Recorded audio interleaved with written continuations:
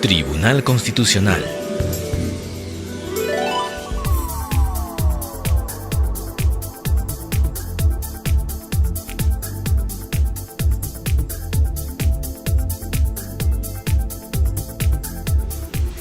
Buenos días, de pie por favor. Audiencia pública del Pleno Jurisdiccional del Tribunal Constitucional Arequipa, 5 de octubre del 2012, presidida por el magistrado señor Ernesto Álvarez Miranda e integrada por los magistrados señores Óscar Umbiola Cani, Juan Vergara Botelli, Carlos García Ramírez, Ricardo Guzmán Carrillos y Fernando Calle Calle. Secretario relator, doctor Víctor Balsamora. Buenos días, señores abogados, señores estudiantes, el público en general. Tomen asiento, por favor. A la audiencia de frente. Señor presidente, señores magistrados, muy buenos días. En la causa señalada para la fecha se ha solicitado informar oralmente en las siguientes causas. Causa número 1, expediente número 6, año 2012, proceso de inconstitucionalidad, interpuesto por 6.857 ciudadanos contra el artículo 3.2 y 7 de la ley 2955, ley que implementa la incorporación progresiva de las plazas y presupuesto de los órganos de control institucional. Ha solicitado informar oralmente por la parte demandada y por la Procuraduría del Congreso de la República el abogado Guillermo Llanos Cisneros.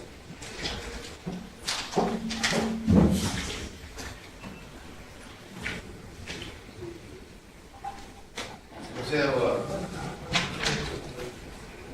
Buenos días, señor presidente, miembros del tribunal. Como se ha señalado, se ejercerá la defensa de la ley 29.555, ley que implementa la incorporación progresiva de las tasas y presupuestos de los órganos de control institucional a la Contraloría General de la República. En este proceso se cuestionan dos artículos de la referida norma. El artículo 3.2, que establece la resolución y cese de los servidores de los órganos de control institucional, y el artículo 7, que establece la transferencia directa de aquellos servidores de estos órganos que han ingresado por concurso público de méritos. Cuando me refiero a la transferencia directa, me refiero a la transferencia a la Contraloría General de la República. En lo que se refiere al cuestionamiento del artículo 3.2, que establece la resolución y cese de los servidores de los órganos de control institucional, la parte demandante interpreta que se va a producir un despido generalizado, es decir, que todos aquellos servidores de estos órganos van a cesar o se les va a resolver su contrato. Esta resulta ser una interpretación literal y aislada de este artículo 3.2, porque si nosotros leemos este artículo 3.2 con el artículo 7 de la misma norma, podemos verificar que el cese o resolución contractual solamente se va a dar en el caso de aquellos servidores que van a ser transferidos a la Contraloría General de la República porque ingresaron por concurso público de méritos. Solamente en esos casos. En el caso de los demás trabajadores no se va a dar tal cese o resolución contractual. Hecha esta aclaración, vamos a pasar a desvirtuar brevemente los argumentos de la parte demandante. Con relación al 3.2, que es el cese o resolución contractual, que ya hemos dicho que es solamente de aquellos trabajadores que van a pasar directamente a la Contraloría, se hacen diversos cuestionamientos. En primer lugar, se cuestiona que se vulnera el derecho al trabajo, específicamente en una parte de su contenido esencial, que es el derecho a no ser despedido sino por causa justa. Como hemos señalado, en este caso no se da tal situación, puesto que no existe tal despido. Si entendemos que todos los trabajadores de los OSIs van a ser objeto de una resolución contractual, sí podría darse esta figura, pero no. Solamente se va a dar en el caso de aquellos trabajadores que van a ser transferidos a la Contraloría. ¿Y por qué? No es una norma totaliza, porque definitivamente Esto tiene que darse de acuerdo al artículo 40 de la Constitución, que establece que todo funcionario o servidor público no puede tener más de un empleo remunerado, con excepción de uno más en lo que se refiere a la docencia. En consecuencia, no existe tal vulneración de este derecho a no ser despedido sino por causa justa. También se cuestiona la vulneración del artículo 27 de la Constitución, en el que se establece el derecho a la protección derecho a una protección adecuada contra el despido arbitrario. En este caso, debemos señalar que el tribunal nos ha ilustrado respecto a este derecho y ha dicho que puede ser adoptado de dos perspectivas, de una perspectiva sustantiva y de una perspectiva procesal. Una perspectiva sustantiva nos ha dicho que puede ser una protección preventiva destinada a evitar y impedir que se produzca un despido arbitrario, y desde el punto de vista de una protección reparadora nos habla pues de la posibilidad de reparar patrimonialmente a aquel que ha sido despedido arbitrariamente, ¿no? En cuanto a la perspectiva procesal, también hay dos aspectos. Una que tiene un carácter restitutorio, con lo cual al trabajador se le restituye en su puesto de trabajo, y otra que tiene también un carácter reparador, ¿no? Pero en este caso especial, creemos que la norma se centra en lo que se refiere a la perspectiva sustantiva, protección preventiva. ¿Por qué? Porque está regulando una causal de extinción de la relación laboral justamente para evitar que se produzca un despido arbitrario. ¿Y qué está diciendo? Que aquellos trabajadores que van a ser transferidos directamente a la Contraloría General de la República porque ingresaron a los socios por concurso público de méritos, en ese caso se va a dar la extinción de la relación laboral con su entidad de origen. ¿Pero por qué? Porque van a pasar a la Contraloría General de la República. En consecuencia, estos trabajadores van a seguir laborando, no se va a vulnerar en ellos ni el derecho al trabajo, ni el derecho a una protección adecuada contra el despido arbitrario. Pero asimismo, se señala que se vulnera el artículo 62 de la Constitución, porque se dice pues que se produce la extinción de la relación laboral, ¿no? El artículo 62 de la Constitución regula la intangibilidad de los contratos. En ese sentido debemos señalar que no se produce tal vulneración, porque en todo caso tendríamos que interpretar este artículo 62 de la Constitución referido a la intangibilidad de los contratos con el artículo 27 de la Constitución, que regula el derecho a la protección adecuada contra el despido arbitrario. ¿Y por qué tendríamos que concordarlos? Porque justamente sobre la base del artículo 27 el legislador es que tiene que establecer aquellas causas de extinción laboral precisamente para evitar un despido arbitrario. ¿Qué es lo que está haciendo la norma? Está diciendo, se establece la extinción de la relación laboral, ¿pero por qué? Porque ese trabajador va a ser trasladado o transferido a otra institución del Estado. En consecuencia, sostenemos que tampoco se vulnera el artículo 62 de la Constitución. Finalmente, también se señala que se vulnera el artículo 103, en el extremo que señala que la Constitución no ampara el abuso del derecho. Una vez más se vuelve a confundir lo que es una atribución constitucional en manos del Congreso de la República como la dación de las leyes con el ejercicio de un derecho subjetivo. La institución del abuso del derecho está pensada para el ejercicio abusivo de un derecho subjetivo, que no es el caso. En este caso, el Congreso de la República lo que está haciendo es, en ejercicio de esa competencia que le establece la Constitución en el artículo 102, está emitiendo una norma, dando una ley, y en consecuencia la institución del abuso del derecho no resulta aplicable en este caso. Eso es en lo que se refiere al artículo 3.2, referido al cese o resolución contractual de los servidores de los socios. También hemos señalado que se cuestiona el artículo 7 de la norma, en el que se establece que aquellos trabajadores que han ingresado por concurso público de méritos van a ser transferidos directamente a la Contraloría. ¿Qué es lo que se señala acá como cuestionamiento? En primer lugar, se dice que se vulnera el derecho a la igualdad. ¿Por qué? Porque se compara a aquellos servidores que ingresaron por concurso público de méritos y a aquellos servidores que ingresaron por otra modalidad. ¿Qué se dice? Que hay un tratamiento diferenciado. Sí, hay un tratamiento diferenciado. Pero ya lo ha dicho este tribunal que un tratamiento diferenciado no necesariamente implica una vulneración del principio de derecho a la igualdad. Hemos elaborado un test de igualdad que figura en la contestación de la demanda, el cual voy a resumir en este momento. Consideramos nosotros pues, que sí hay un tratamiento diferenciado, que la intensidad es leve, porque el motivo de la diferenciación no está amparada en ninguno de los motivos proscritos en el artículo 2, inciso 2 de la Constitución, como sexo, religión, origen, etc. Tampoco es grave, no es grave, puesto que no impide el ejercicio de un derecho.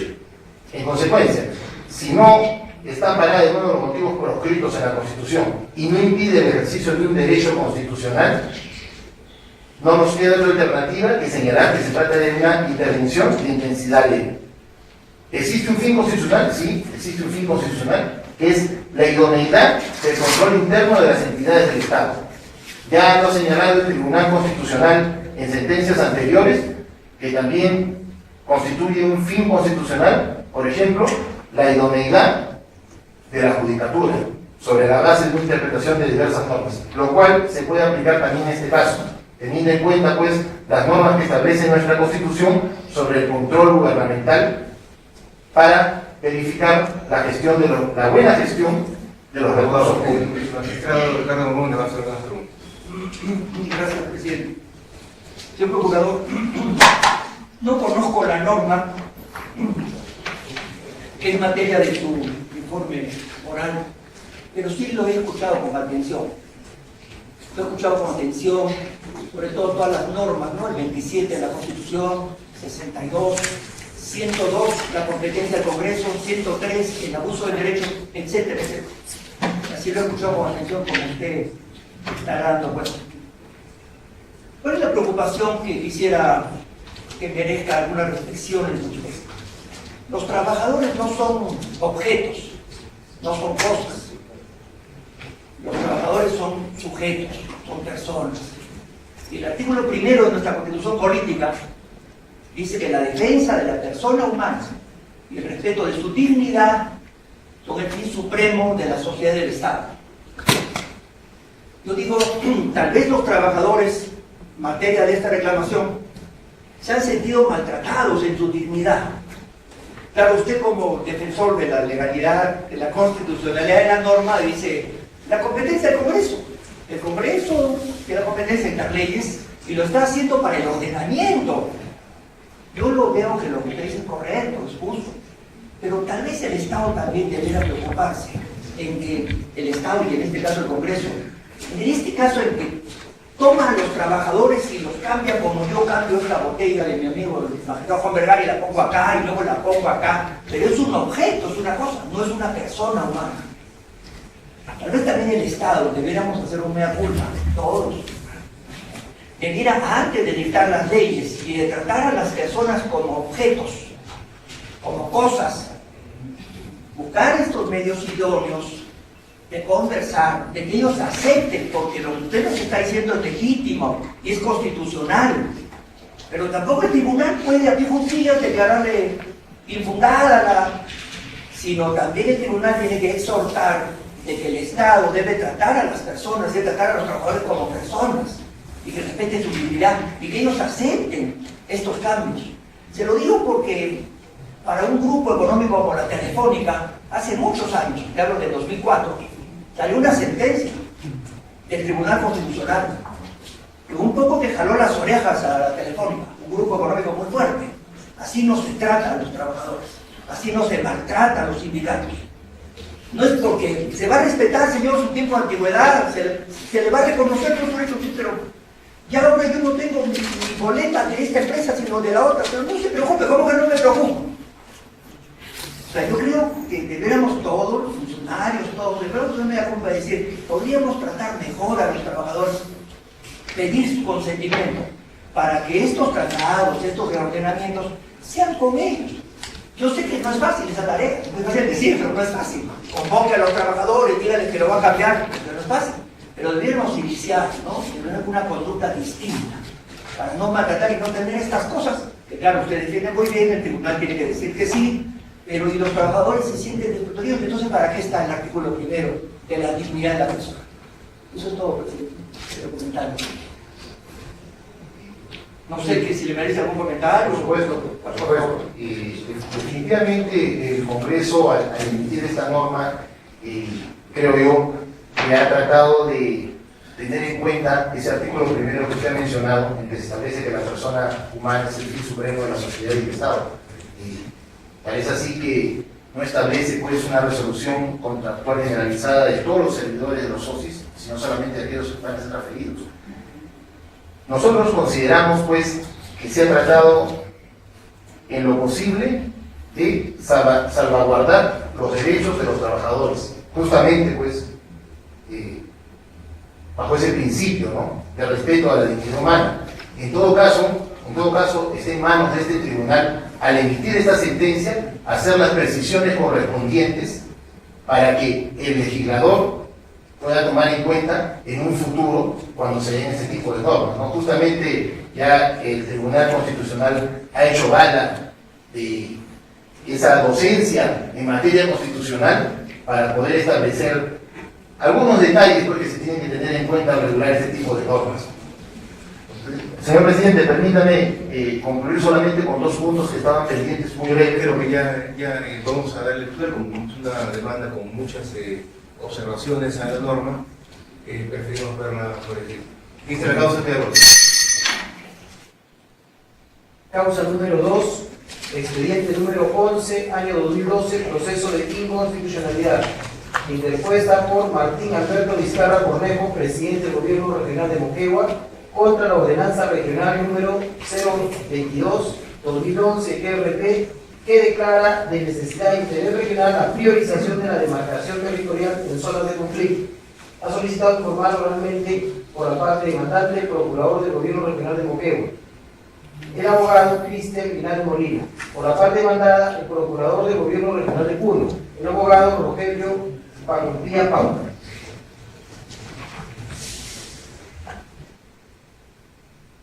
Abogado, procurador, se les encomienda la mayor concreción al punto principal que ustedes desean que este colegiado recuerde. No se trata de esconder todo el expediente, toda la demanda, sino el punto esencial que ustedes quieren que permanezca en la mente de los magistrados. Proceda, abogado. Señor presidente, señores magistrados, en mi condición de procurador público del Gobierno Regional de Moquegua, vengo a sustentar el presente informe en la demanda de inconstitucionalidad interpuesta por el Gobierno Regional de Moquegua contra la ordenanza número 022-2011 GDP/CLP expedida por el Gobierno Regional de Puno. Señores magistrados, nosotros consideramos que la ordenanza regional expedida por el Gobierno Regional de Puno vulnera las competencias establecidas por la propia Constitución al Congreso de la República, toda vez que el Congreso de la República es el competente para establecer una delimitación territorial. La ordenanza que cuestionamos establece y reconoce límites ancestrales en favor del departamento de Puno, estableciendo como territorio del departamento de Puno la comunidad de Pasto Grande.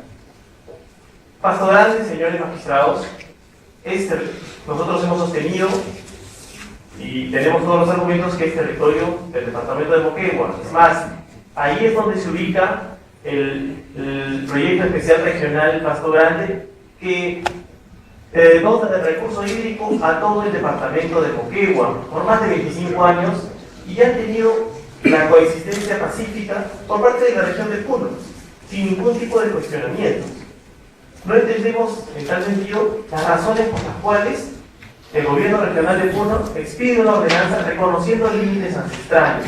Es más, señores magistrados, existe una norma, la Ley de Creación de la Provincia del Collao, que establece los límites y establece como un límite la provincia de Mariscal Nieto en Moquegua, no estableciendo para nada la comunidad pastoral.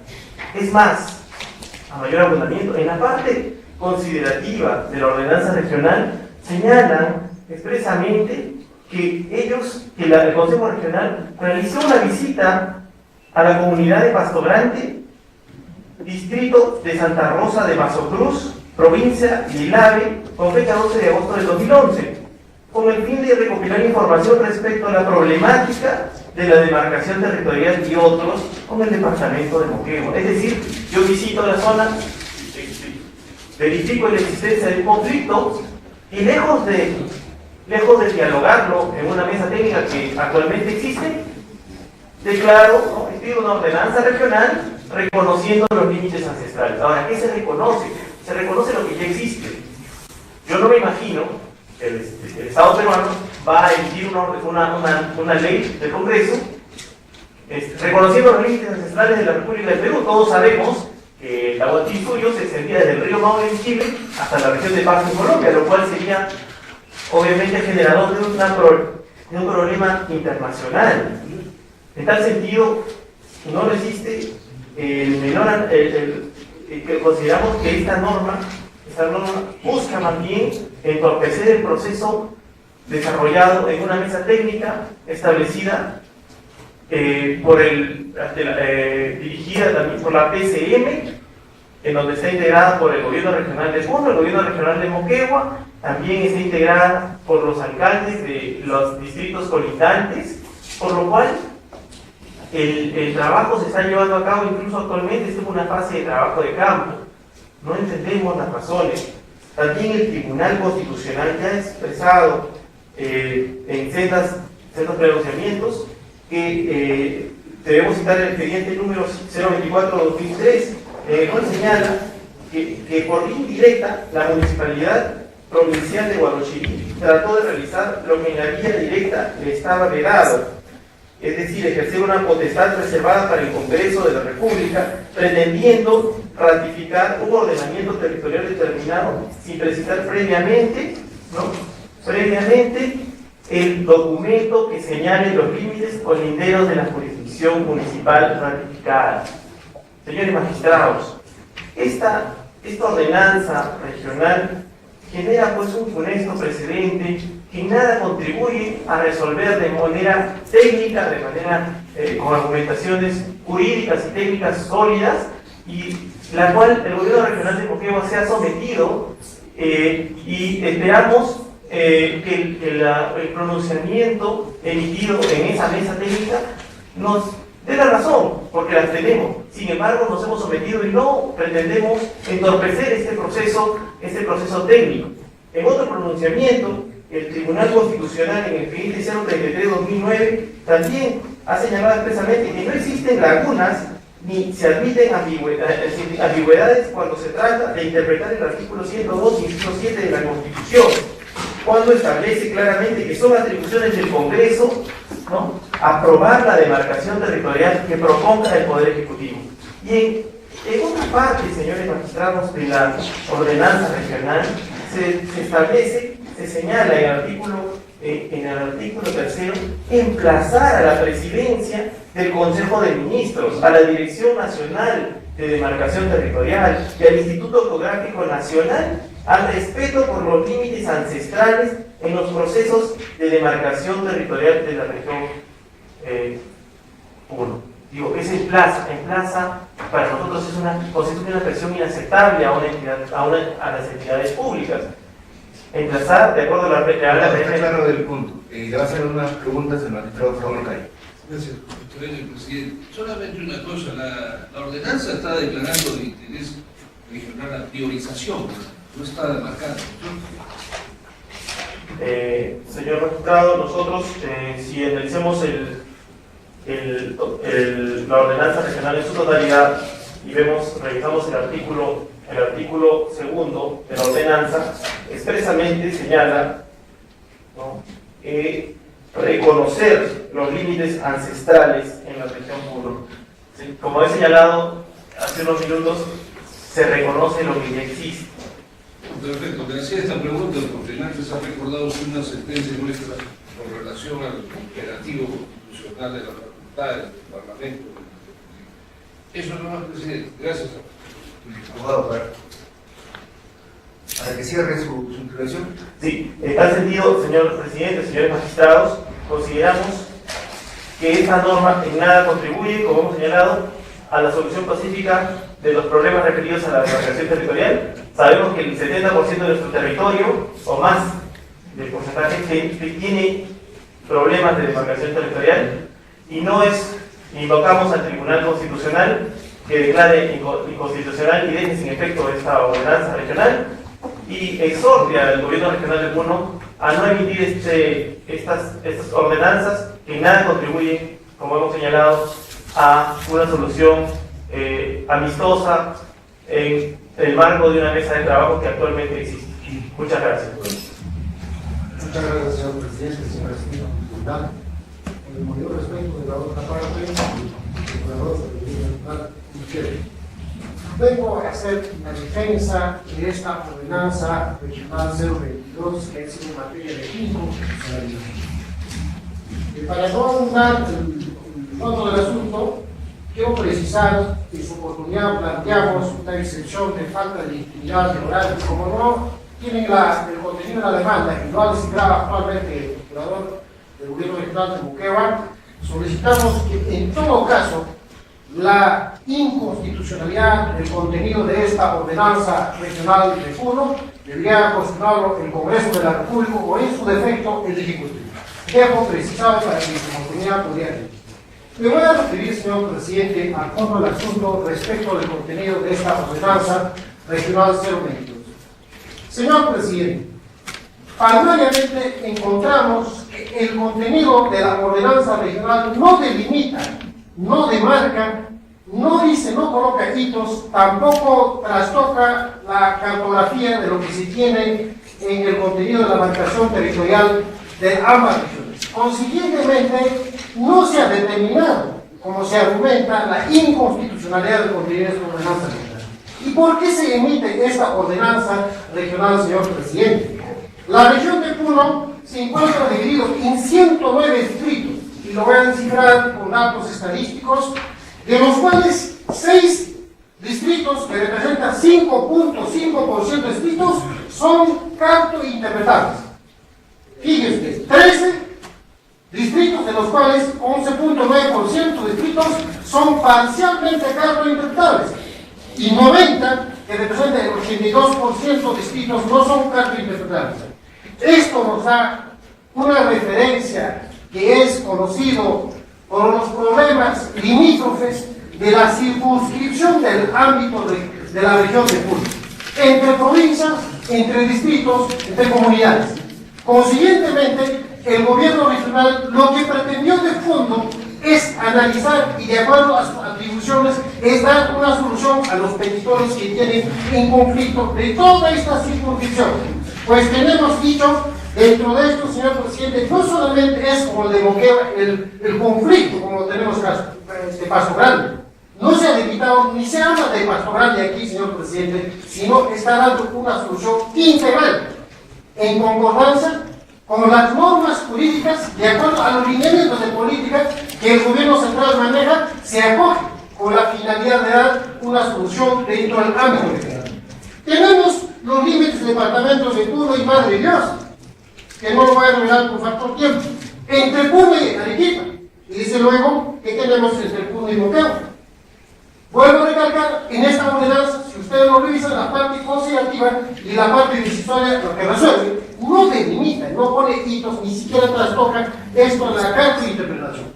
Lo que estamos haciendo a nivel del gobierno regional es solucionar un conflicto de fondo que las poblaciones siguen atrayendo. ¿Quién va a resolver este problema, señor, si el nivel central se olvida de los problemas de los rincones más apartados de la región? Caso Puno, que tiene una población bastante dispersa y con estos datos estadísticos del siglo, que no está solucionado los limítrofes que tiene cada una de estas regiones con las provincias. Señor presidente, como se ha descifrado, esta ordenanza regional está sustentado en las normas legales y en su propio contenido lo revela.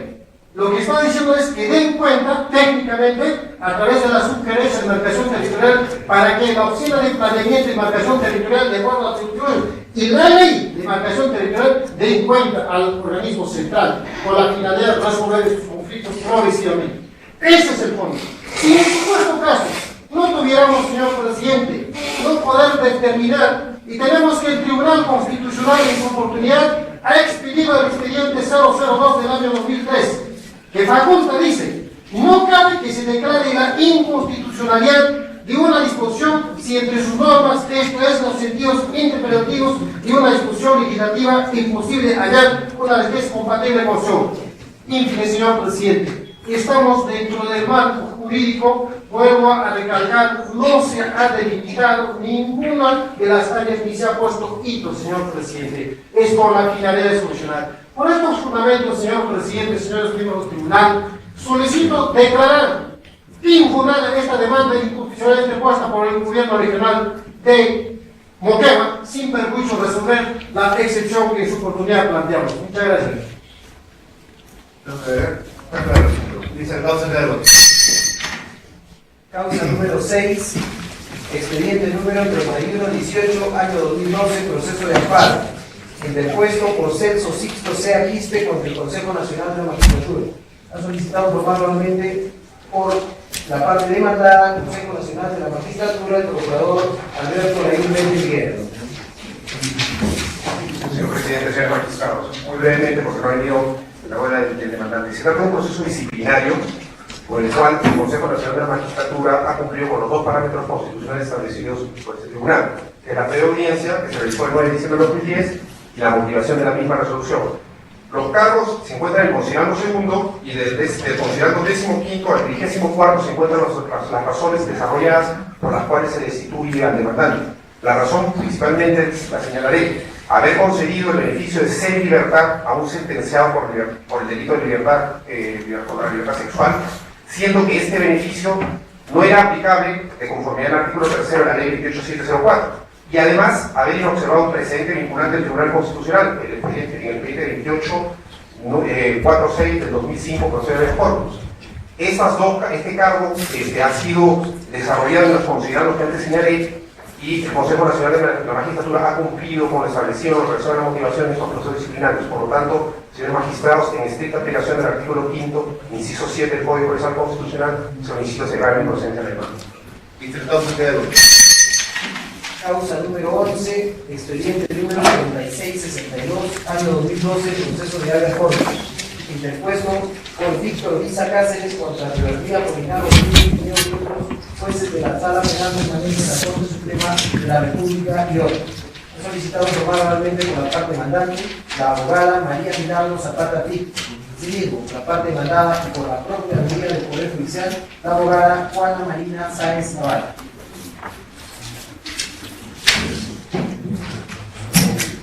Señor magistrado. Señor presidente, señores miembros honorables del tribunal, en esta oportunidad voy a expresar los alegatos orales en la defensa del periodista Cáceres.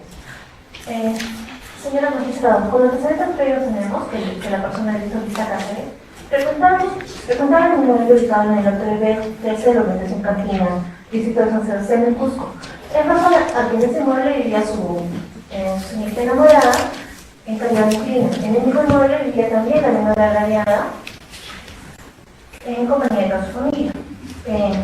Con estos antecedentes, el Ministerio Público en su acusación ha señalado que el día 10 de agosto del año 2008, por primera vez que patrocinado por la pasión de enseñar clases de matemáticas, a la menor agraviada había abusado sexualmente de esta. Y este abuso se había repetido en 6 o 7 oportunidades, siendo la última vez de esta el mes de diciembre del 2002, sin precisar una fecha. ¿Cómo se descubrieron estos abusos? Este abuso se descubrió en razón a que la hermana de la menor supuestamente habría encontrado una prenda íntima de la menor con manchas de sangre. Una vez registrado el reconocimiento médico legal, ese reconocimiento médico... Bueno, está hablando de pruebas en el proceso penal. Sí, señor magistrado. Este colegiado tiene una jurisprudencia prácticamente uniforme, en el sentido de que nosotros no evaluamos pruebas. ¿Cuál es el derecho fundamental vulnerado y cómo? Señor magistrado, el derecho fundamental vulnerado es el del proceso de tutela procesal efectiva, vulneración del derecho a probar y vulneración del derecho a la obtención de una resolución fundada en derecho. Esto por cuanto, señor magistrado, durante el proceso ordinario, el profesional se le ha condenado el delito de violación sexual, teniendo como base la declaración de la menor agraviada y el reconocimiento médico legal. Ambas pruebas vulneran el derecho a probar por cuanto, con respecto a la declaración de la menor agraviada, he examinado 4 declaraciones diferentes. En un primer momento, en instancia policial, se ha dicho que han sido víctimas de violación sexual en fecha miércoles 10 de agosto del 2008. Hay que tener en cuenta que el día 10 de agosto del 2008 ha sido un día domingo. También les había referir que este abuso había sido realizado en 6 o 7 oportunidades.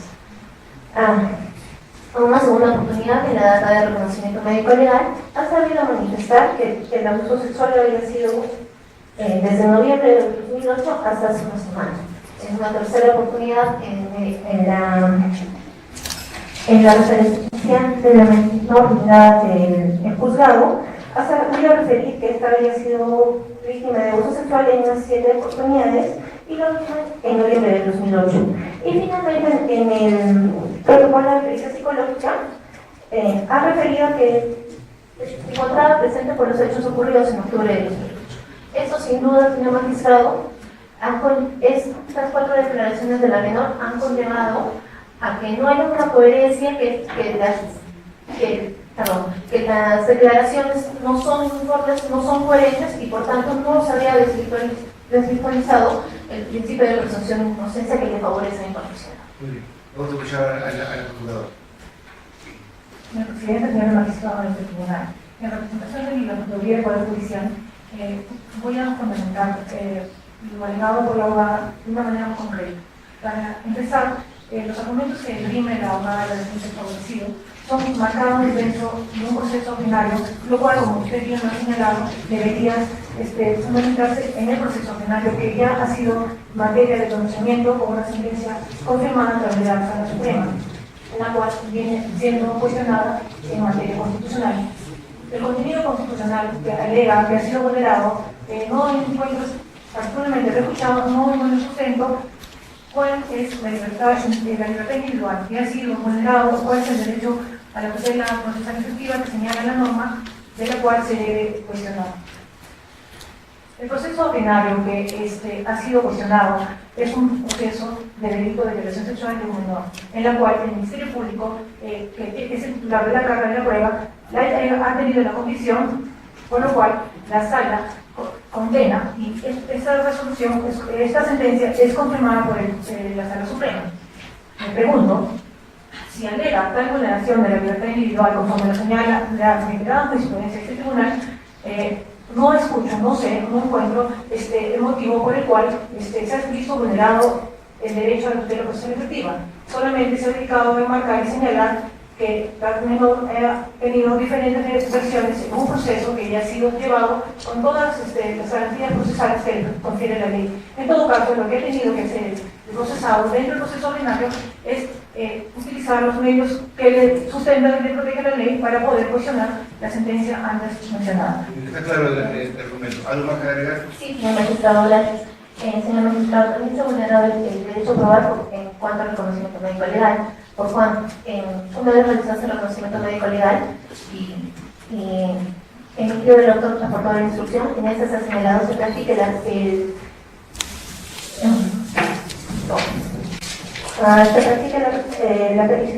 rectificación de los peritos médicos legistas.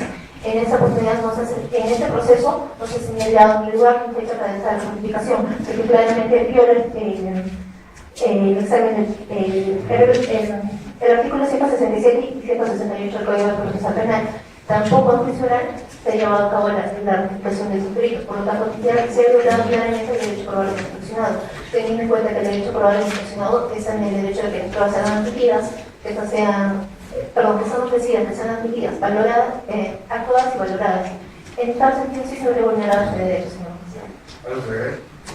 Solamente que me quede claro que lo único que pretende el abogado de la favorecida es que la sentencia que en materia de funcionamiento sea revisada como si el Tribunal Constitucional se tratase de una superinstancia para poder revisar el proceso como medio de articulación o medio fundador.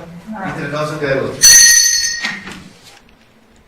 Causa número 3, expediente número 22, año 2011, proceso de inconstitucionalidad, interpuesto por 6.430 ciudadanos representados por Martín Carrión Pintado contra la ley número 29548, artículos del decreto legislativo número 1094 y artículos del decreto legislativo número 1095.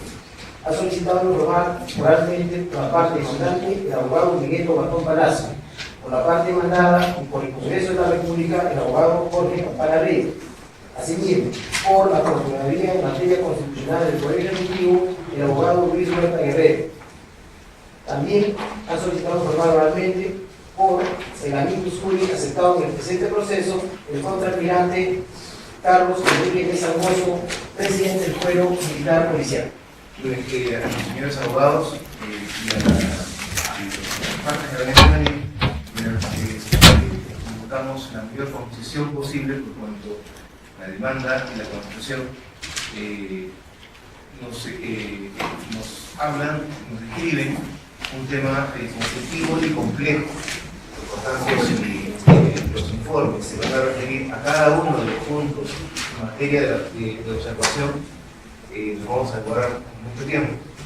La idea es dar un resumen fundamental, esencial de cada una de las posiciones para que los magistrados, al momento de tomar conocimiento del expediente y leer ya con detalle y con tranquilidad cada uno de los puntos controvertidos, ya tengamos en mente cuál es el contexto que ustedes han traído en esta mañana. Gracias, señor presidente, señores magistrados. Totalmente de acuerdo con el señor presidente en relación a las dinámicas de exposición sobre la demanda. Como ustedes saben, esta demanda ha sido interpuesta por ciudadanos, pero que en realidad ha sido interpuesta por varias organizaciones sociales, entre ellas la CGTP, AEC, la Coordinadora Nacional de Derechos Humanos y otras organizaciones sociales. Contra la Ley 29548, ley autoritativa del Congreso, que a la vez permitió que el Ejecutivo en septiembre de 2010 emitiera diversos decretos legislativos. 1094, 1095, 1096 y 1097. Pues bien, esta demanda se centra fundamentalmente en cuestionar los decretos legislativos 1094, el Código de Justicia Militar Policial, y el 1095, la ley de uso de la fuerza por parte de las Fuerzas Armadas en labores de orden interno. Pues bien, la parte demandante lo que quiere exponer ante el Tribunal Constitucional esta mañana es dos puntos fundamentales. En primer lugar, el diseño constitucional de un Estado como el Perú debería tener los límites competenciales y materiales del delito de función. Es decir, la competencia material de la justicia militar y policial. Y por otro lado, el diseño constitucional de la intervención de las Fuerzas Armadas en labores de orden interno. En ambos temas, el Tribunal Constitucional en anterioridad ya ha tenido pronunciamientos. Respecto a ello, un primer punto que hay que tomar en cuenta y que solicitamos al Tribunal tomar en cuenta es que el delito de función, según la jurisprudencia de la Corte Interamericana de Derechos Humanos, que acaba de ser ratificada en los casos Radilla contra México el año 2009, vuelve a reiterar que el delito de función debe ser interpretado en forma restrictiva y no extensiva. ¿A qué se refiere? Que debe limitarse a la protección de bienes jurídicos exclusivamente castrenses y evitar tratar de tutelar directa o indirectamente bienes jurídicos comunes como la vida, la integridad, el honor o la libertad. En ese sentido, nos preocupa mucho que el procurador del Ministerio de Justicia, en su contestación a la demanda, mi amigo, el magistrado Lucho Huerta, señale la siguiente tesis que yo quisiera poner en el debate muy brevemente, que es que en verdad lo que está haciendo el Código de Justicia Militar es tipificar doblemente un mismo hecho o como delito de función, pero que ese mismo hecho podría ser tipificado también como delito común. ¿Correcto? Esa tesis, señores magistrados, consideramos que es muy peligrosa y no va en la línea de la jurisprudencia que usted se ha marcado, tanto en la sentencia 012 del año 2006 como en la sentencia 02 del 2008. ¿Por qué? Porque lo que ha hecho el TC el año 2008 es decir, solo hay escasos bienes referidos a seguridad nacional que podrían tener esa doble tipificación. Les pongo un ejemplo. El delito de sedición y rebelión. Qué absurdo sería que los militares o policías que cometieran ese delito contra el Estado constitucional finalmente sean juzgados por sus compañeros de armas. Eso vulnera un bien fundamental de la Constitución, que es el sometimiento de las Fuerzas Armadas y Policiales al poder civil constitucionalmente elegido. Entonces, un ejemplo para señalar lo riesgoso de señalar esta doble tipificación. En segundo lugar, es importante también señalar que el delito de función forma parte, como el derecho penal militar, del derecho penal, y por tanto tiene que regularse conforme a las reglas del derecho penal. Y a propósito de eso, la sentencia 012-2006 contiene un voto singular muy importante del magistrado Carlos Mesía, donde señala precisamente lo siguiente, son 4 líneas, me permito leerlas, donde dice, desde esta perspectiva, la que estoy señalando, aun cuando la Constitución refiere que los militares son juzgados por los delitos de función tipificados en el Código de Justicia Militar, un cuerpo legal de esta naturaleza, el Código de Justicia Militar, parece que no tiene cabida, pues la tipificación de esta clase de delitos bien podría formar parte de un libro más del Código Penal, ya que la función punitiva del Estado es una sola y el derecho penal militar y policial no se insufla de valores y principios situados en las antípodas del derecho penal colombiano. Muy bien. Para terminar con el tema de delito de función y pasar al tema de 1095 muy brevemente. Nos preocupa mucho a los demandantes, señor presidente, señores magistrados, que haya unos ilícitos penales vueltos a tipificar como delitos de función, a pesar que el año 2006 el TC ya los tipificó como delito común. Por ejemplo, hay un delito en el artículo 82 del 1094, saqueo, apropiación y destrucción. Nos preguntamos, ¿cómo es posible que un delito así pueda ser tipificado como delito de función, cuando los únicos perjudicados de eso sería la población civil, un estado de defensa? Sería peligrosísimo. Eso, insisto, sin prejuicio a que la parte demandante reconoce el derecho del Estado de ciertamente regular el delito de función conforme a lo que establece la Corte Interamericana y la propia jurisprudencia del Tribunal Constitucional. Entiendo que el señor magistrado continúo. Normalmente ahora esperamos que... Perfecto, señor magistrado. Ya usted mismo interrumpió. Aprovechamos por inmediatez para que el magistrado Carlos haga una pregunta en este punto de delito de función. El presidente, sienta que el presidente. Quería decirle solamente, usted, o sea, me está diciendo que ejercicio de la función castrense, una actividad castrense, no podría haber un hecho ilícito que también esté tipificado en el Código Penal. Y se está diciendo que el Tribunal Constitucional en 2006 tipificó algunos delitos de función como delitos comunes, los tipificó, solo que necesito ilustrarlo, por favor. Bueno, encantado, no, me he empezado mal. Lo que pasó en 2006 es que estaba en vigencia el otro Código de Justicia Militar, el decreto relativo 961, que tipificó en nuestra posición varios delitos comunes como delitos de función. Y fue el TC el que dijo, no son delitos de función, son delitos comunes. Lo que quiero yo saber ahora es, uno ponía en el caso está hablando de la vida, muchas cosas, ¿no? Por supuesto. Interesantes. Efectivamente está en el Código Penal. Pero en el ejercicio de función de un acto castrense, circunstancias internas incluso que pudieran darse por el estado de emergencia, así que lo que uno quiera, esos ilícitos de función también usted no cree que podría calzar en la tipificación de un delito común con la diferencia de eventos, los hechos y el ejercicio de titulación en algunos casos excepcionales. En forma muy excepcional, como ha señalado el TC, en escasos bienes referidos fundamentalmente a la disciplina castrense. Y le digo, señor magistrado, con todo respeto, que el TC, al analizar esta norma, también debería tomar en cuenta la historia en el Perú. Usted recordará, durante el conflicto armado interno, no había un delito de función tipificado de violación a derechos humanos. Sería absurdo y demasiado obvio.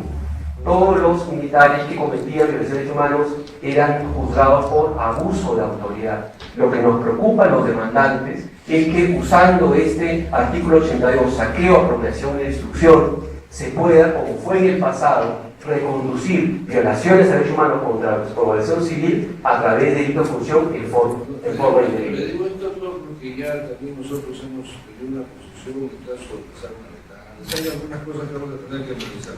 Por otro lado, porque la recomendación vamos a tener. Muchas gracias. Si me permite, entonces paso al ámbito del 1095. El 1095 que tiene que ver con el 1094, porque es el ejercicio de la fuerza punitiva del Estado por parte de las Fuerzas Armadas en labores de orden interno y cuyos ilícitos posibles podrían recalar en la justicia militar o en la justicia común. Por eso es que hemos impugnado ambas normas. Respecto al 1095, hay que decir lo siguiente, señor magistrado, señor presidente. Está el artículo 27. En el artículo 27 dice que toda conducta ilícita, vuelvo a remarcar, toda conducta ilícita atribuible al personal militar será de competencia de la justicia militar. Ustedes, el año 2008, señalaron, y el año 2006 también, señalaron que eso debía interpretarse con la anterior norma esta, que fue la ley 29166, muy parecida a esta, cuando decía que toda conducta que se presumiera delito de función debía entenderse que iba a la justicia militar. ¿Qué dice inteligentemente mi colega, el procurador del Ministerio de Justicia? Bueno, el TC debe interpretar y salvar la norma del artículo 27 actual de la misma manera como hizo en 2008. Nuestra posición es que esa interpretación es válida, las sentencias interpretativas no es suficiente en este caso. Porque a diferencia del artículo 13 del 29166 y del artículo 27 del 1095, es que en una decía delito de función y en la otra no lo decía. Y por tanto, muy respetuosamente, solicitamos que el TC podría hacer en este punto una sentencia interpretativa, manipulativa, sustitutiva, es una atribución del TC, y podría el artículo 27 quedar donde podría sustituirse la expresión las conductas ilícitas por delito de función. Y ahí creo que se salvaría, ahí sí, ese artículo 27. En segundo lugar, en relación a la expresión grupo hostil, que es otra preocupación de las organizaciones sociales, porque ustedes ya se refirieron a ese término en la sentencia 002-2008, donde cambia justamente, dice, no debe ser capacidad del enemigo, sino grupo hostil. ¿Correcto? Pues bien, lo que hace indebidamente el 1095, el artículo 4.3, es interpretar y definir el grupo hostil en forma inconstitucional. ¿Correcto? ¿A qué me quiero referir? Me quiero referir que lo que hace es agrega al uso de armas de fuego, ciertamente es un grupo hostil, es lo que se está viviendo en el Brian actualmente, y le agrega armas punzocortantes o contundentes en caso.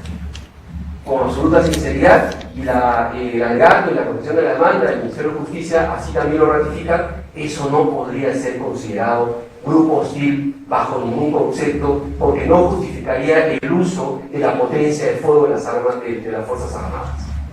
Igualmente, habla de grupo hostil quien participe en las acciones o colabore con ellas. Igualmente. Y por tanto también solicitamos al Tribunal Constitucional que ese artículo 4.3 pueda ser sujeto de una sentencia interpretativa manipulativa reductora y se le quite la expresión mínimamente, solamente que organizados, y se le quite la expresión armas contundentes o punzocortantes, que es solamente armas de fuego, y finalmente se quede solamente como quien participe directamente en la acción contra las Fuerzas Armadas y no quien colabore con ellos.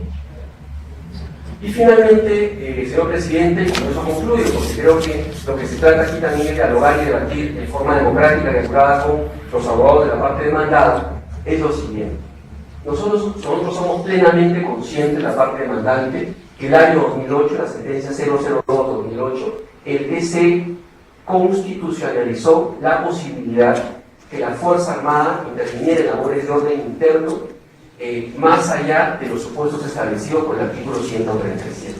Como ustedes bien saben, el artículo 137 contempla la intervención de la Fuerza Armada en caso de estado de emergencia o estado de excepción, y ustedes en el año 2008, en la sentencia 002, extendieron esa posibilidad sin estado de emergencia en casos excepcionales, sin apoyo a la Policía Nacional, en caso de narcotráfico, terrorismo y protección de instalaciones estratégicas. Pues bien, respecto a eso, la parte demandante exhorta y solicita al tribunal dos peticiones. Una primera, que visto que ese diseño viene desde el año 2004 con la ley 28.222, puede el Tribunal Constitucional hacer una evaluación de la aplicación de esa apertura de la intervención de la Fuerza Armada más allá del artículo 137. Nuestra opinión es que esta evaluación es negativa, porque lo que ha hecho el legislador y el Ejecutivo, en vez de interpretarlo restrictivamente y someterse primero a los supuestos legislativos y segundo a los supuestos establecidos por el propio Tribunal Constitucional, lo que ha tendido a ir más allá. ¿Cuál es el artículo 1095, perdón, que establece supuestos que ustedes mismos no contemplaron en la 002-2008? Servicios esenciales y todo acto, toda situación que el Ejecutivo considere que la Fuerza Armada puede intervenir en apoyo a la Policía Nacional. Consideramos, señor presidente, con todo respeto, que este artículo en realidad lo que está haciendo es vaciar de contenido el artículo 137 de la Constitución, porque entonces, ¿para qué están los supuestos previstos de estado de excepción y de intervención de las Fuerzas Armadas? Pero si no fuera el caso, el tribunal ratificara su posición de mantener y abrir un supuesto adicional, solicitamos, en todo caso, que entonces se reconduzca el 1095 en ese punto a la propia jurisprudencia que ustedes emitieron en 002-2008. Entre otras cosas, porque la Defensoría del Pueblo acaba de emitir este informe, el 156 sobre conflictos sociales, donde recomienda justamente al Ejecutivo y al Parlamento modificar el 1095 en ese punto. Porque, insisto, nadie está en contra de la intervención de la Fuerza Armada para hacer frente a disturbios, pero dentro de la Constitución, y sería ideal que el Tribunal Constitucional, a propósito de esta demanda, pueda reconducir y volver a su jurisprudencia original que está plasmada en la 017-2003, en la que señaló que la Fuerza Armada solo podía intervenir en la orden interno en los supuestos en el 137, porque lo que hacía era en realidad labores de policía, no labores de otro tipo de autoridad política. Sin más, sí, por supuesto, encantado de hacerles unas preguntas al magistrado Pantalla. Gracias, presidente. Sí, yo solamente quiero que me precise, porque tenemos data de 2003 a 2012, pasan muchas cosas en el país. Y usted se ha referido a una sentencia nuestra en la que hemos participado con mucha reflexión de lo que pasa en nuestra región. Y usted no considera importante que se combata el terrorismo y el narcotráfico. ¿Usted no cree que puede ser una cosa excepcional en un avance del narcotráfico que está invadiendo el país en una forma en la que de repente, por necesidad emergente, sea necesario ello, que es lo que hemos dicho nosotros en la sentencia del tema que son dos casos, por ejemplo, que están plasmados en ese país? Señor presidente, le agradezco la pregunta y muy respetuosamente le contesto en relación a su legítima preocupación. Las experiencias, en primer lugar, las experiencias comparadas de intervención de la Fuerza Armada para el combate del narcotráfico, fundamentalmente en el caso de México y Centroamérica, han sido desastrosas.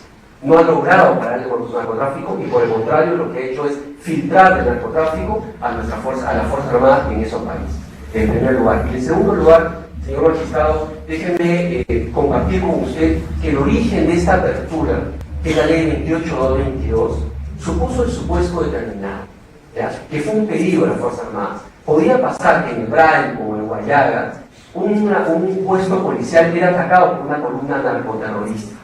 Y mientras se convocaba el Estado, a la presidencia del Consejo de Ministros, y se declaraba el estado de emergencia, no podía intervenir la Fuerza Armada.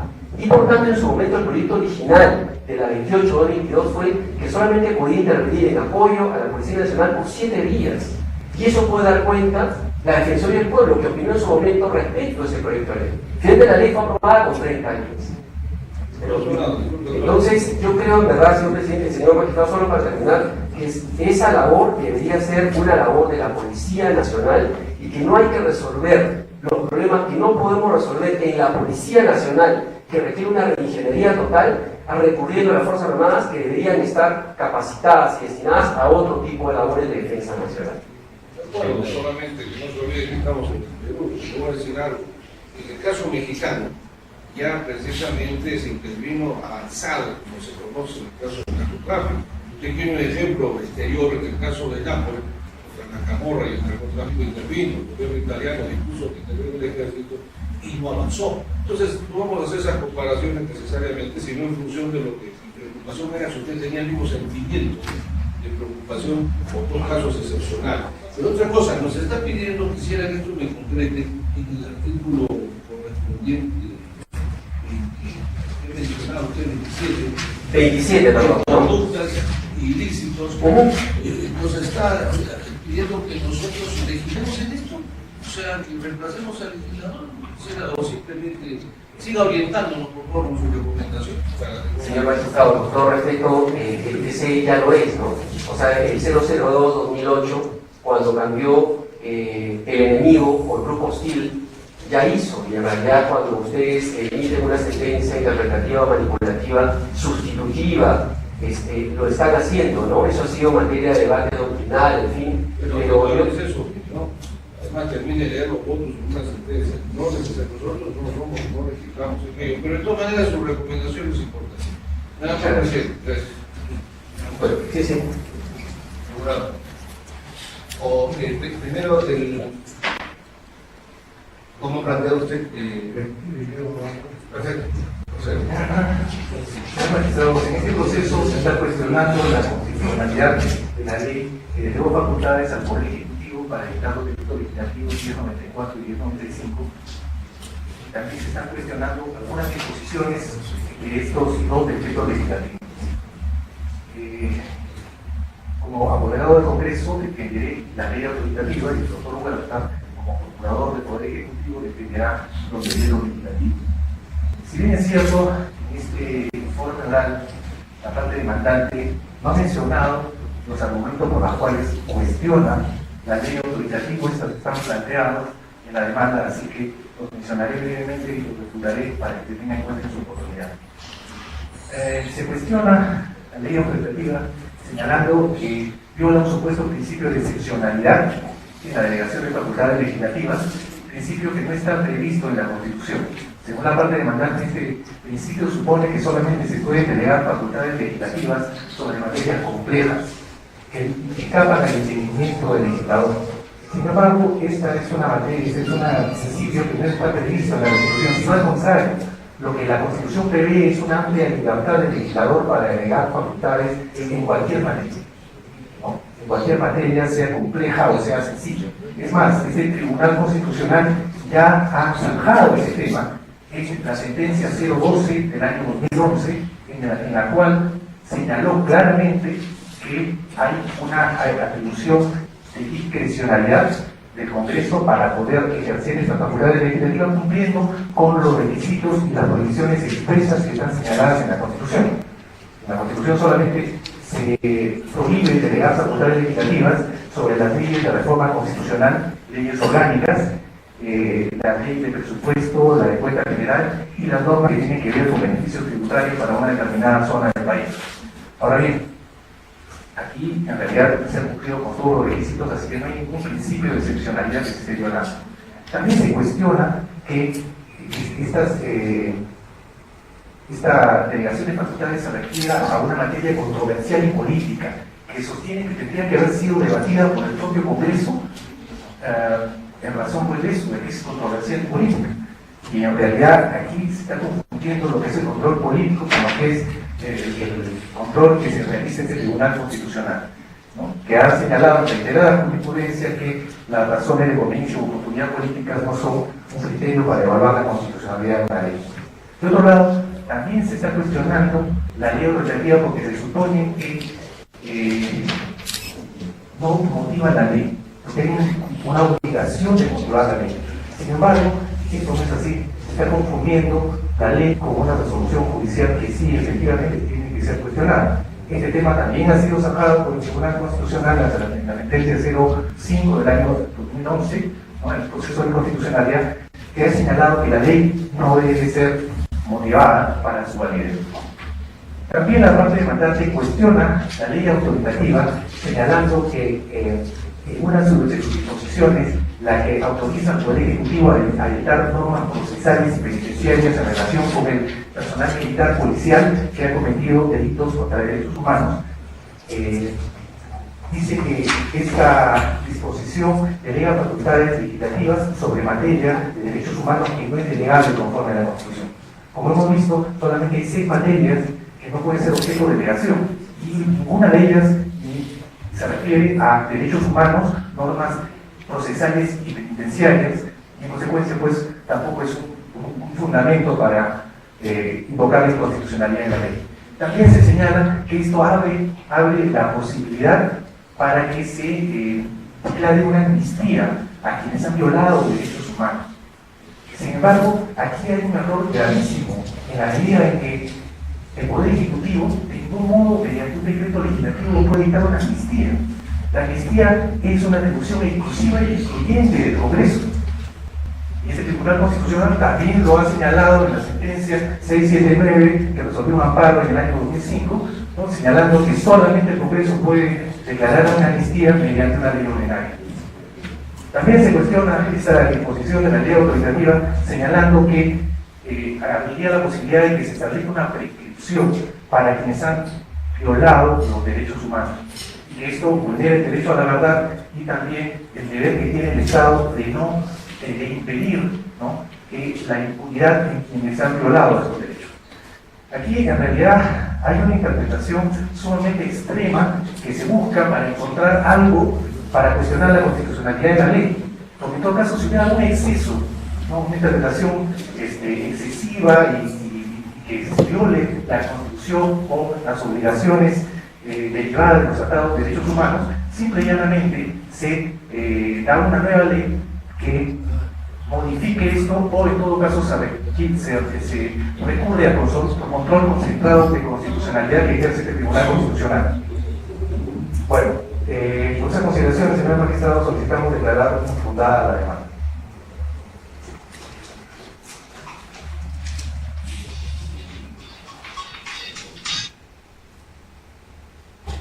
Buenos días, señor magistrado, en representación del Poder Ejecutivo, mi calidad de procurador a la medalla. Mi calidad de procurador en materia constitucional, persona presente el proceso a efectos de tercera defensa de los decretos legislativos 1094 y 1095. Quisiera señalar, señor magistrado, algo muy importante. La parte demandante ha expuesto muchos argumentos hoy en día que no están en la demanda. No están en la demanda. En una parte de la demanda se habla, por ejemplo, de dar una sentencia interpretativa, reductora, etc. Y tampoco, y hay muchos argumentos que se han planteado. Yo les pediría, por favor, distinguir muy bien lo que se ha planteado en la demanda y diferenciarlo de lo que se ha planteado aquí, ¿no? Hay muchos argumentos totalmente distintos. Tampoco es que se haya planteado reducir lo que dicen algunas normas, etc. Pueden ver los videos que ustedes pueden contrastar. Yo voy a referirme a la demanda. Voy a centrarme estrictamente en la demanda y los aspectos que se han planteado aquí en la contestación, en la audiencia. Oye, respecto al decreto legislativo 1094, señores magistrados, en toda la demanda, la parte demandante establece como parámetro de control la sentencia del Tribunal Constitucional dictada por el Fecha Pública en enero de 2007. La sentencia del proceso de inconstitucionalidad asignada por el número 12-2006.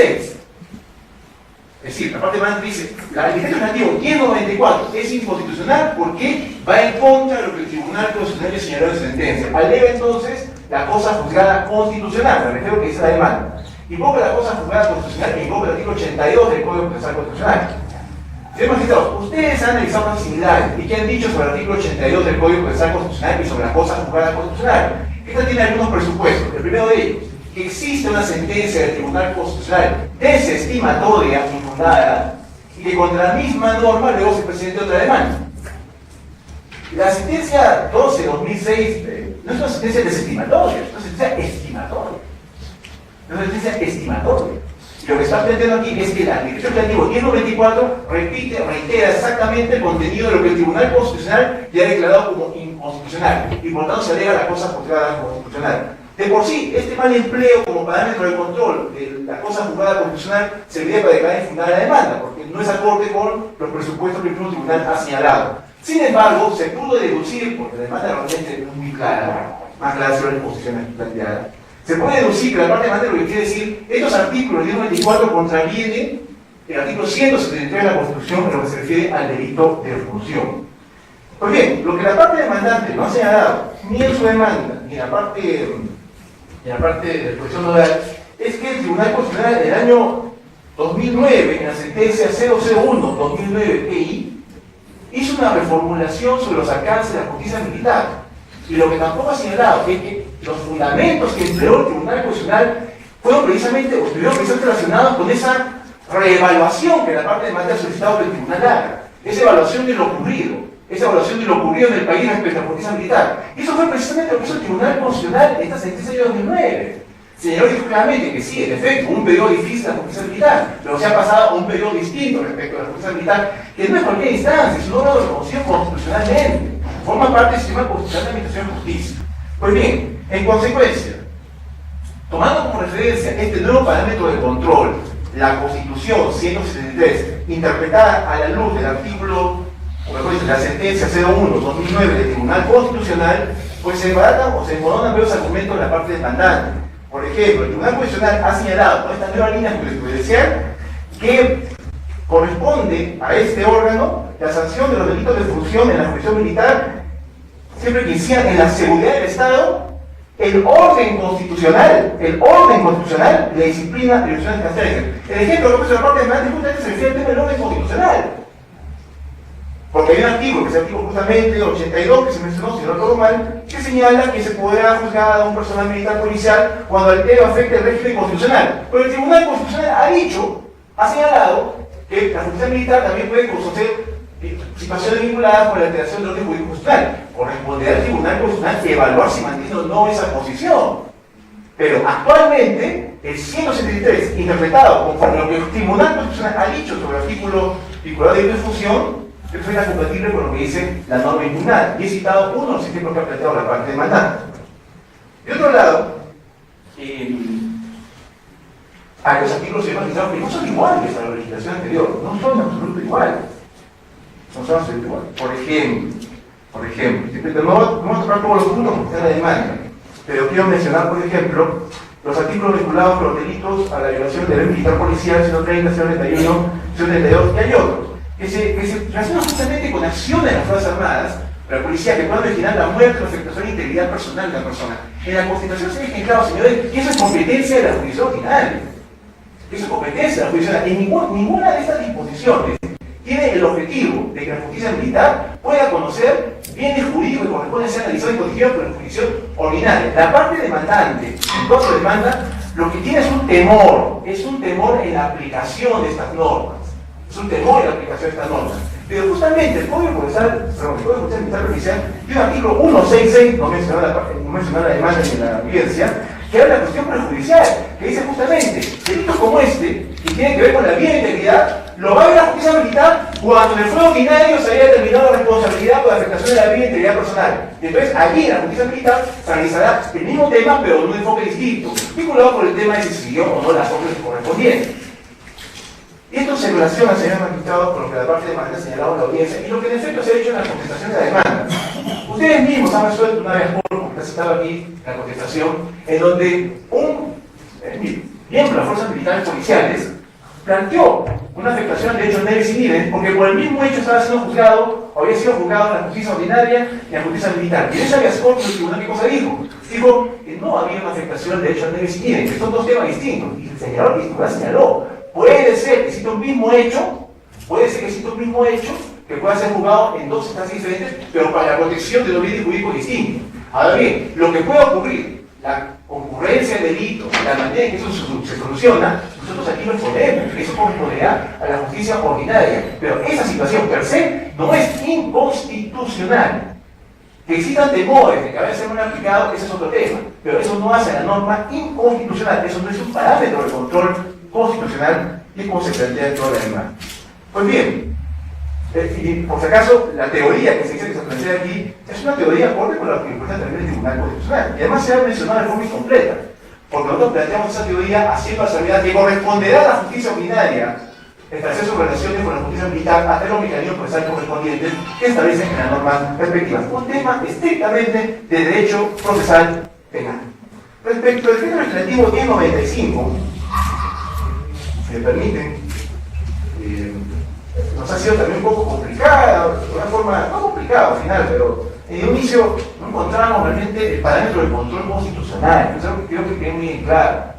En realidad no está previsto, pero podría plantearse en el proceso de inconstitucionalidad la excepción de ambigüedad en la presentación de la demanda, porque la demanda es muy ambigua, no se entiende qué está planteando. Si la inconstitucionalidad es una norma o las dudas sobre cómo se puede aplicar. Ustedes revisen la demanda. Ustedes revisen la demanda, eso es lo que se plantea. Pues bien, el decreto legislativo 1095, señor magistrado, habla del tema de las Fuerzas Armadas, incluso de la fuerza en estado de emergencia y otras circunstancias, para coadyuvar con la policía en cuanto se la creación de los públicos. Primer punto. Voy a buscar los puntos que han nuestra parte demandante, porque lo demás está en la contestación. Se ha dicho que esta norma, en concreto, las primeras normas impugnadas, el artículo 27, afecta el artículo 173 de la Constitución, porque establece la posibilidad de que la justicia militar conozca temas que corresponden a la justicia ordinaria, no limitados únicamente a los temas de delito de función. Señores, aquí se dio cosas juzgadas constitucionales, si queremos así decirlo. ¿Por qué? Porque el Tribunal Constitucional, en su anterior fallo sobre el uso de la fuerza, se pronunció sobre el artículo 13 de la ley 29166. Y este artículo 13 de la ley 29166 más o menos tiene la misma idea, materialmente, quizás puede haber unos temas de relación, pero materialmente se reitera lo mismo en el impugnado artículo 27. La parte demandante dice, tenemos temor de que esta norma pueda ser empleada, ¿para qué? Para que determinados delitos cometidos por las fuerzas armadas y policiales sean vistos en el fuego especializado militar policial y no en el fuego común, violando el artículo 173 de la Constitución. Señor magistrado, artículo 27, ¿qué dice? La conducta se dice de conformidad con el artículo 173 de la Constitución. El mismo artículo está diciendo, señores de la justicia militar, los hechos que se produzcan en tales y cuales circunstancias en su competencia, pero ojo, de conformidad con el 173 de la Constitución. Y ustedes mismos, cuando se pronunciaron sobre la norma anterior, materialmente igual, dijeron efectivamente, por si acaso no es aplicada siempre cuando se cumplan determinados parámetros. Entonces, sobre este tema, bastaría simplemente reiterar lo que el tribunal nos ha señalado. La parte demandante ha hablado de la posibilidad de una sentencia interpretativa, manipulativa, reductoria, creo, o sustitutiva, donde cambian las conductas ilícitas por los delitos de función. Bueno, podrían hacerlo, no sé, pero cuando se refiere a que esto se aplica de conformidad con el artículo 173 de la Constitución, ¿a qué se está refiriendo? A los delitos de función. ¿Conforme a qué? A la jurisprudencia que ustedes han señalado. No veo cómo se podría declarar fundada una demanda en este tema. Luego se ha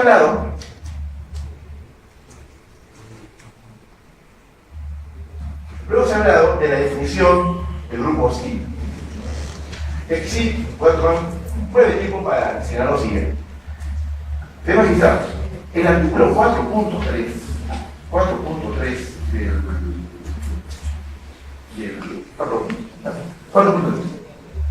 vamos a ver, este es el punto para después. 4.3 es muy importante, no está tanto referido al grupo hostil. Sí, pero el tema es bastante importante, que tiene temas técnicos que si no se explico ahora quizás van a tener un poco de dificultad para comprenderlo. Yo quería tomar un poco más de tolerancia por conocer este punto. La parte demandante en su sentencia afirma que, pero dicho, ahorita en la audiencia la parte demandante dice, las Fuerzas Armadas no deben prestar apoyo a la Policía Nacional en zonas que no sirven de estado de emergencia. Lo que he entendido es que eso es inconstitucional. Bueno, eso no está en la demanda, señor magistrado. En la demanda lo que se afirma es que la norma impugnada ha establecido supuestos de intervención de las Fuerzas Armadas en apoyo a la Policía Nacional en situaciones en que no se declaró estado de emergencia mayores a las que el tribunal estableció en su sentencia anterior. Esas son dos cosas completamente distintas. No sé finalmente cuál es la posición. Si están en contra de esa extensión o si están en contra de todo el artículo. En todo caso, señor magistrado, puede ser la extensión. ¿Qué es lo que dice la norma? La norma dice que también puede brindar apoyo a las Fuerzas Armadas, a la Policía Nacional, cuando se afectan los servicios públicos esenciales y en los demás casos constitucionalmente justificados cuando la capacidad policial nacional se vea sobrepasada. ¿Qué significa, señor magistrado, sustentarse el artículo 44 de la Constitución? Que ustedes mismos emplearon para poder limitar los supuestos que cabe la intervención de las Fuerzas Armadas. Y finalmente, para terminar, me he dicho que el tiempo es corto, simplemente el tema va a ser el grupo hostil. Señor magistrado, el artículo 4.3 que se impugna ha sido leído por la parte demandante de forma incompleta. Para empezar, señor magistrado, si usted revisa la demanda, como van a hacer seguramente, casi toda la sustentación sobre este tema se refiere a dos puntos. Primer punto, criminalización de la protesta. Se dice, esta norma criminaliza la protesta. En segundo lugar, se señala que afecta la libertad de reunión y derecho de participación. Ojo, señores magistrados, la libertad de reunión y la libertad pacífica y sin armas, es una constitución. Cuando hablamos de una manifestación, con piedras, con soportantes, eso ya no es libertad de reunión, en ningún lado, ni en derecho comparado, ni aquí. La libertad de reunión sería pacífica y sin armas. Primer punto. Segundo punto, señor magistrado, ¿qué dice la definición de grupo hostil? Pues dice el artículo 4.3, y con esto termino. La parte demandante ha mencionado solamente un extremo, pero no ha leído todo el artículo. Grupo hostil, pluralidad de individuos en el territorio nacional que reúnen tres condiciones: estar mínimamente organizados. Dos, tiene capacidad y decisión de enfrentar al Estado de forma prolongada. Esto no está pensado, señor magistrado, para una situación en la cual se protesta contra una concesión minera o se protesta contra una serie de pensiones como menciona parte demandante de su demanda.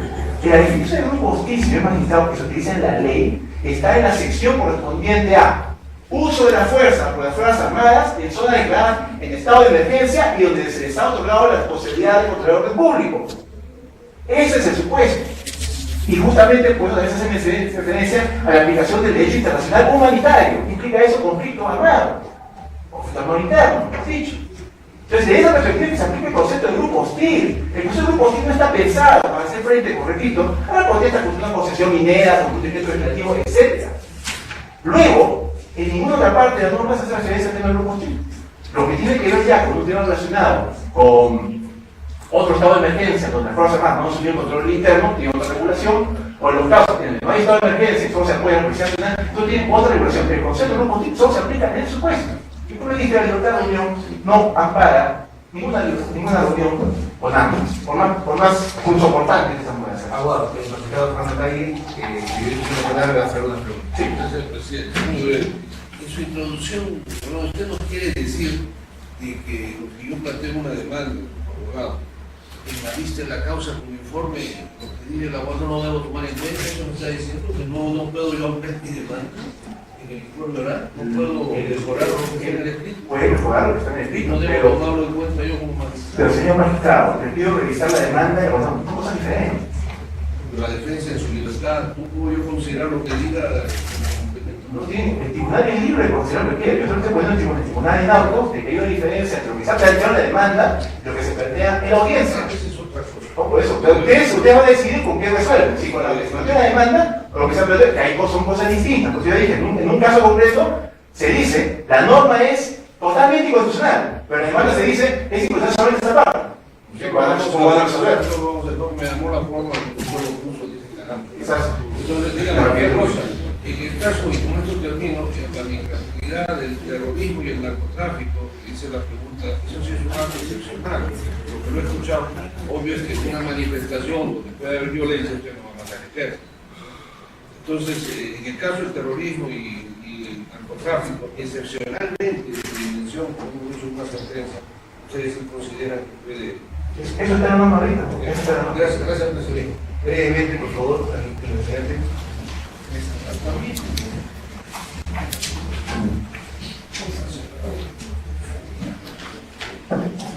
Excelentísimo señor presidente, este ilustre tribunal, excelentísimo señor magistrado de este ilustre tribunal, en mi calidad de presidente del Cuerpo Militar Policial, me dirijo a ustedes para debatir los errores argumentos de la demanda contra el Código Penal Militar Policial. Señores magistrados, el cuestionamiento de los demandantes no es nuevo, puesto que estos mismos argumentos ya fueron presentados ante la Comisión Interamericana de Derechos Humanos en el año 2010, en 140 periodos de sesiones, en el año 2011, en el 141 periodos de sesiones, e incluso en años anteriores. Los comisionados rechazaron los argumentos de los demandantes y, por el contrario, al contrario, congratularon a la justicia militar por sus destacados avances y la catalogaron como un ejemplo para Latinoamérica.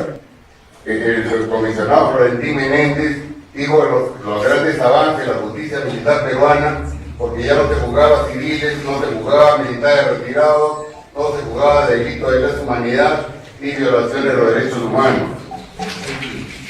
La Corte Interamericana ha definido con claridad la naturaleza del bien jurídico tutelado, adoptando la tesis funcional de delito de función.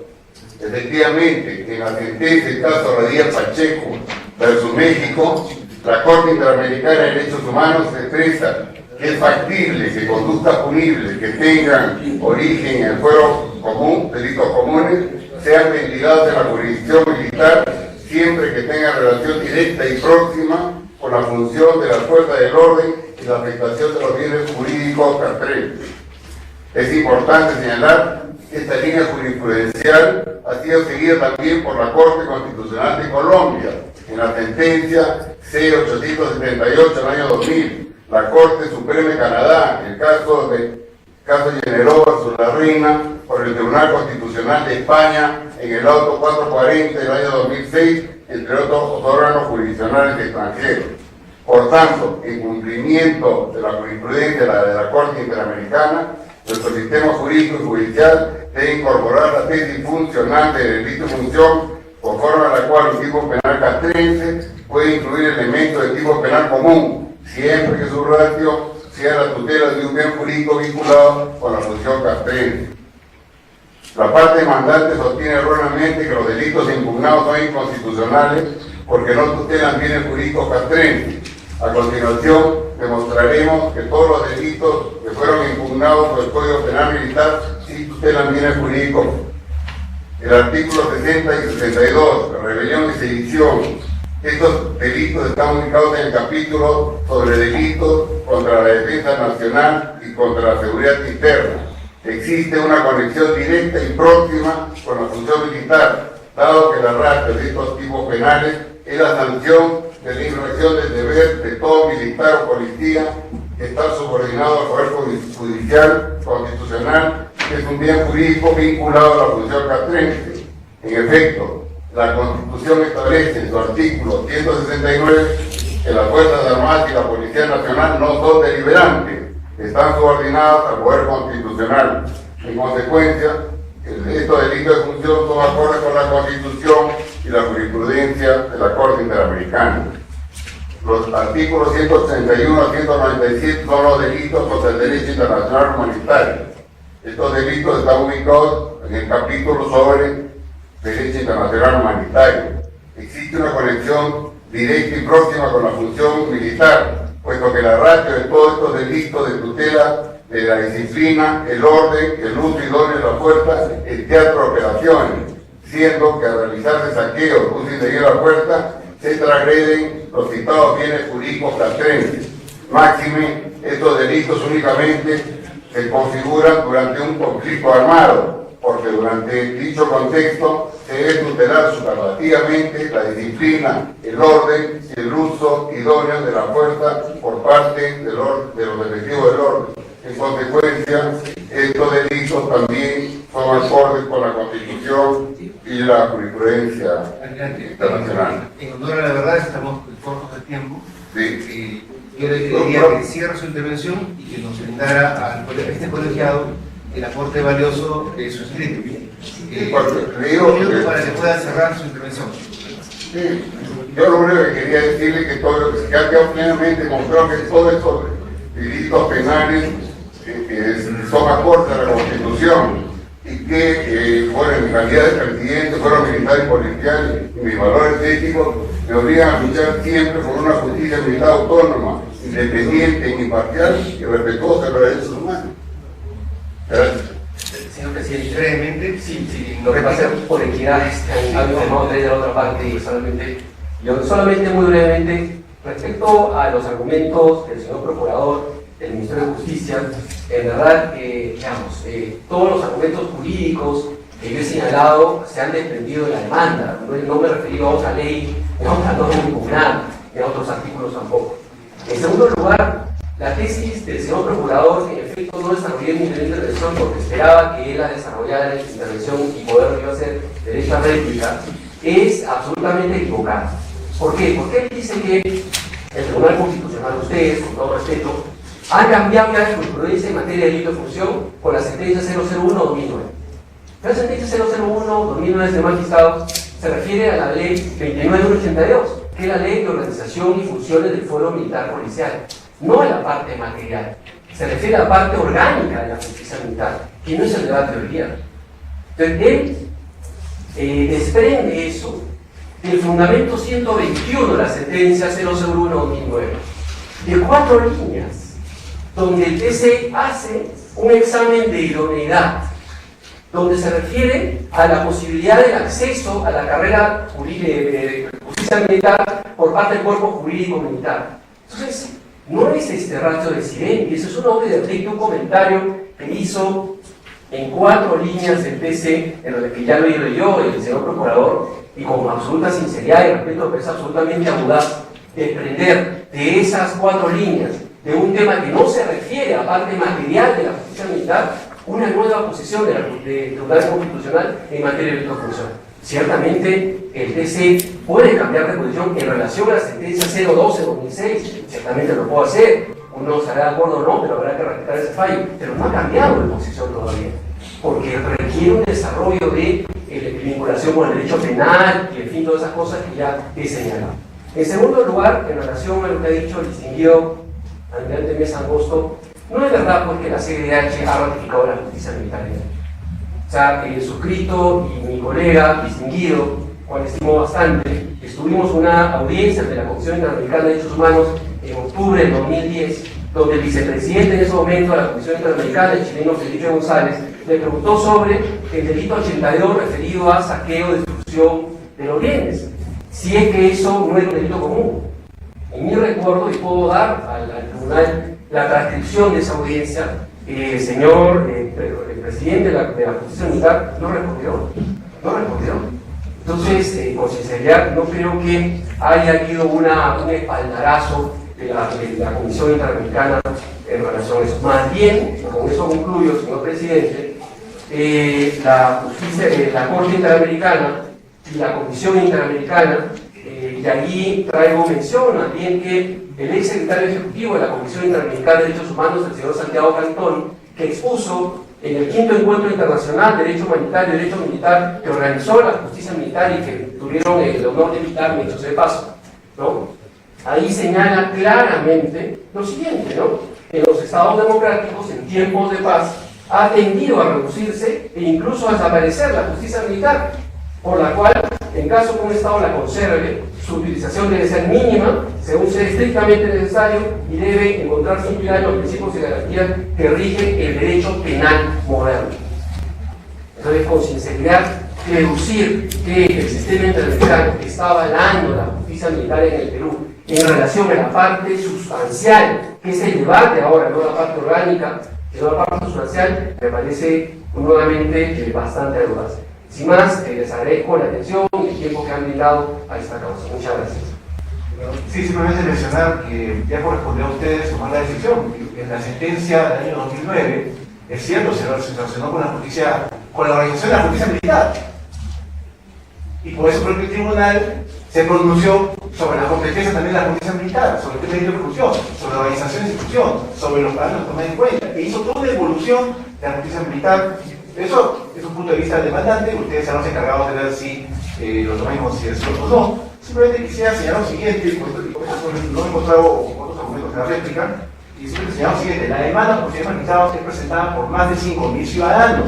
Una demanda de inconstitucionalidad no es presentada por personas jurídicas. Por eso está mal afirmar, como hizo la introducción de la audiencia, que la demanda se presenta por ciudadanos, pero también por organizaciones como Derechos Humanos, por la entidad mencionada, a la cual respeto, porque soy muy cercano, que he trabajado en derechos humanos, con su funcionamiento, pero un proceso de inconstitucionalidad es presentado por personas naturales, no por personas jurídicas. Y un proceso de inconstitucionalidad de magistrados no está para analizar en situaciones concretas que se han presentado en el país, sino para analizar la constitucionalidad de las normas en base a un análisis estrictamente objetivo. Cristian Acosta, queda el voto. Señor presidente, señores magistrados, doy cuenta a ustedes que en las siguientes causas programadas a las fechas no se han solicitado informe oral y si es cierto no se han hecho presentes para hacer el uso de la Todas ellas quedan al voto. Se levanta la audiencia de